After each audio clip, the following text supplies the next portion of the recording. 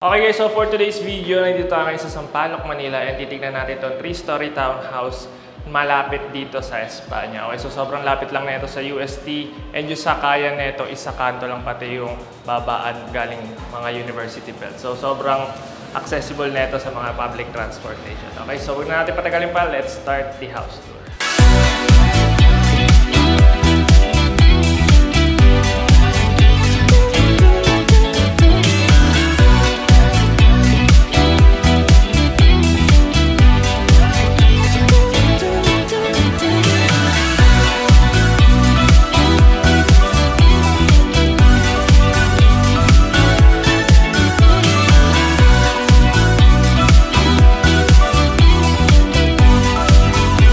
Okay, so tatlong unit to and isa lang available. Ito lang available. And then, pagpasok mo from your main gate is this one-car garage natin, which is kasyang-kasyang SUV natin. So, dito sa garahe natin, dito yung faucet, pati yung mga electrical panel natin, nandito na rin.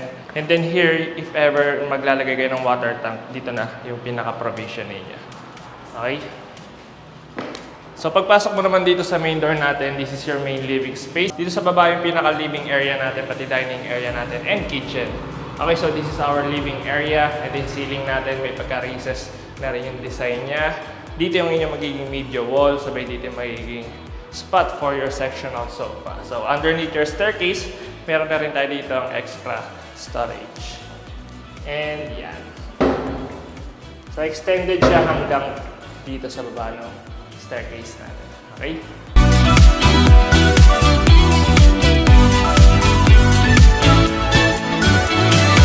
So, una mapapansin mo talaga dito is yung ceiling natin. Puro recess design yung ginawa. And then may shadow gaps na rin tayo dito sa gilid.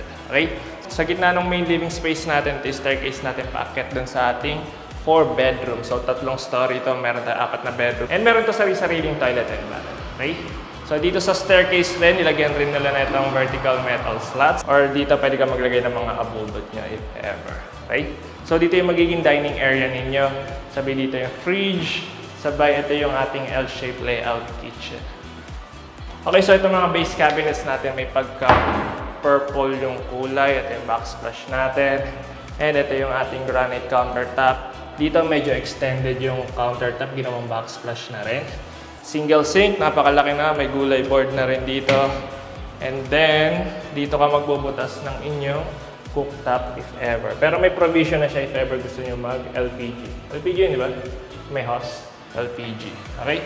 Meron na rin included na gas range.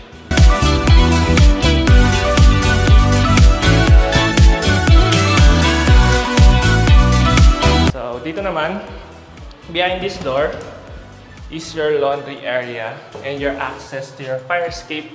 Ito na rin yung pinaka-air well natin. Kung makikita nyo sa taas, covered na rin siya. So, hindi na dito bumabagsak yung mga tubig ulan.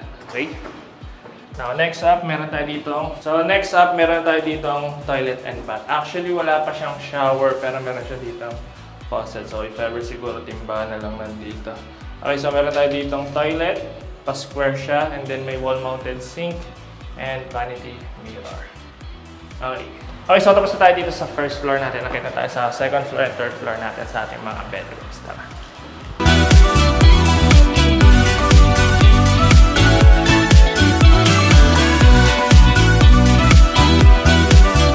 Okay, so pag-akyat mo dito sa second floor ninyo, meron tayo ditong 2 pinto. So dito muna tayo sa ating master bedroom. Okay, so dito you have your own ensuite toilet and bath. Meron tayo ditong wall-mounted sink, toilet, and may partial shower enclosure tayo dito. Frosted design. Ito yung pinaka-shower area natin. And may pagka-hose lang yung design na shower area natin. So dito meron tayong wall niche para sa mga toiletries natin. May exhaust fan na rin tayo dyan sa taas. And vanity mirror. So yung pinaka-finish yung toilet and bath natin, plain white porcelain tiles na tayo dito. Okay? Plastic na rin. Dito yung flooring natin is wood tile design. May floor to ceiling na built-in cabinets tayo dito. Yan. Dami na ring storage space. Meron na rin shadow gaps. Meron na tayo rin sa lighting design. Then dito, meron tayo dito ang extra large na sliding door which opens up dun sa ating balcony. Yan. May pagka-tinted na rin siya. Okay, so ito yung balcony natin. Ito tinted na rin yung pinaka-tempered glass natin dito. And maluwag siya compared sa ibang mga balcony.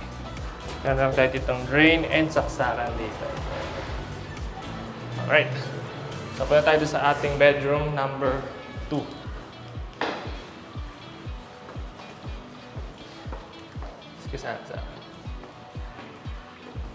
Okay, so this is our bedroom number 2. We have this much space. May floor to ceiling na built-in wardrobe na tayo dito. Dito yung inyong magiging media wall and may sariling ensuite toilet and bath na rin. Okay, so meron tayo dito ang wall-mounted sink, vanity mirror, toilet, and shower area natin dito.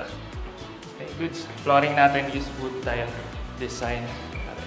So here we have a sliding window which opens up dun sa ating airwell and yung ating fire escape. So yung fire escape natin rito, meron rin siya ditong platform if ever. Tara, makita mo. Tara! So ayan, may platform na rin siya papunta dun sa ating fire escape. Okay. Nakakita tayo sa third floor natin, meron pa tayo doon 2 bedrooms. Tara. Okay, so dito sa third floor natin, meron pa tayo ditong 2 bedrooms. Dito ulit tayo. So all in all, parang lumalabas, meron tayo ditong 2 master bedroom. Yung size ng bedroom sa baba and dito sa taas, almost the same lang. Ang pinagkaiba lang is, actually wala siyang pinagkaiba. Same na same siya. Wait lang, ilaw. Hindi pala nakabukas yung ilaw. Yan. Okay, so same design siya dun sa baba. Wood tile design yung flooring natin. May built-in wardrobe na rin tayo dito. Floor to ceiling. May mga shadow gaps na rin tayo and recessed lighting sa ating mga ilaw. Yan. Lapad na rin siya. Okay. Dito yung ating magiging media wall and may sariling balcony rin. Balcony natin tinted rin. Pati dito. Ang pinakaiba lang ata yung balcony. Yung balcony sa baba, may space pa dito, pero dito straight na lang. Okay? So, tempered glass and stainless steel. Ito yung pinaka-facade natin dito. May wood tile cladding na rin tayo na ginawa dito. Okay? May screen mesh na rin to. Malapad na rin. Okay. Okay, so dun tayo sa ating last bedroom. Yung ating bedroom number 4. Napasok ko ba to? Hindi ko pala napasok to. Ito yung ating ensuite toilet and bath. Same na same lang rin sa baba. May wall-mounted sink tayo. May vanity mirror, toilet, and partial shower enclosure with frosted glass design. And then ito yung shower area natin and wall niche. Okay? So, sobrang white lang yung design nila dito sa toilet and bath natin. Okay? Yung mga doors pala na ginamit dito sa bedrooms natin. May pagka-plastic siya. So, matibay na rin ito, bulok resistant, and may tawag dito, hindi ko alam tawag dito. Comment down below if alam niyo yung tawag dito. Parang sa hotel. Para makita. Okay, so this is our last bedroom. So, may built-in wardrobe na rin tayo dito, floor to ceiling. And yung flooring natin is wood tile design. Sabay here, we have a sliding window rin. Same dun sa baba. Yung access natin sa ating fire escape, and then may platform rin dyan. And dyan yung pinaka-airwell natin. Okay, so, may sariling ensuite toilet and bath rin siya. And yung ating wall-mounted sink, yung toilet, and yung shower area. Okay. Okay guys, so let's do a recap. So meron tayo dito 50 square meters of flat area, 150 square meters of floor area, 4 bedrooms, 5 toilet and bath, and 1 car garage. Location natin is Sampaloc, Manila, and kanto lang nito is Espanya. So sobrang accessible nito sa mga public transport pupunta sa mga university belt, lalo na sa UST, which is 5 minutes away lang. Sobrang lapit rin nito sa mga wet market and mga kainan dito sa Espanya. Okay? So if you have any questions about this property, you can send us a message on our Facebook page at Right House TV, or you can also call us dito sa number namin na to. And once again, my name is Jello, and that's it for today. See you on the next one. Bye-bye.